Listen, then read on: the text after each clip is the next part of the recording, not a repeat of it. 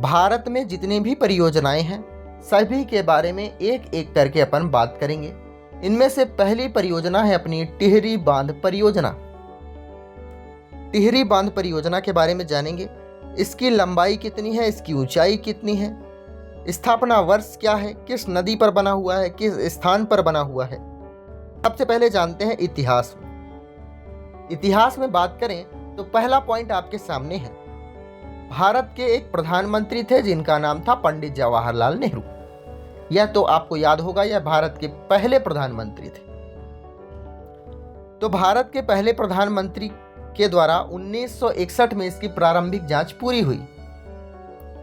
फिर 11 वर्षों के बाद 1972 में इसे डिजाइन किया गया और पहली बार इसका संयंत्र लगाया गया 600 मेगावाट विद्युत उत्पादन का।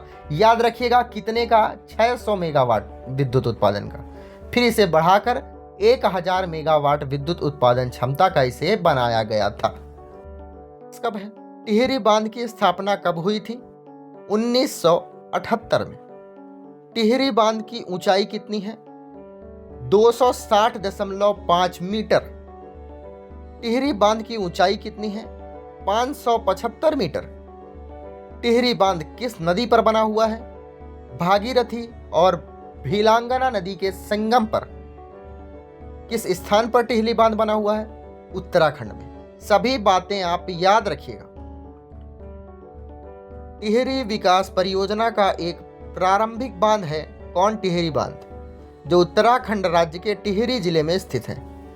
याद रखिएगा टिहरी बांध भारत का सबसे ऊंचा बांध है।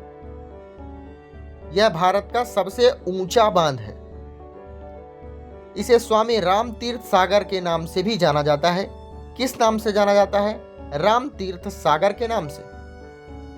यह बांध हिमालय की दो महत्वपूर्ण नदियों, मैंने बताया आपको, भागीरथी नदी और भीलांगना नदी के सहयोग से बना हुआ है, अर्थात संगम पर बना हुआ है। टिहरी बांध एक बहुउद्देशीय परियोजना है जिसका जलाशय लगभग 1000 मेगावाट विद्युत उत्पादन उत्पन्न करता है।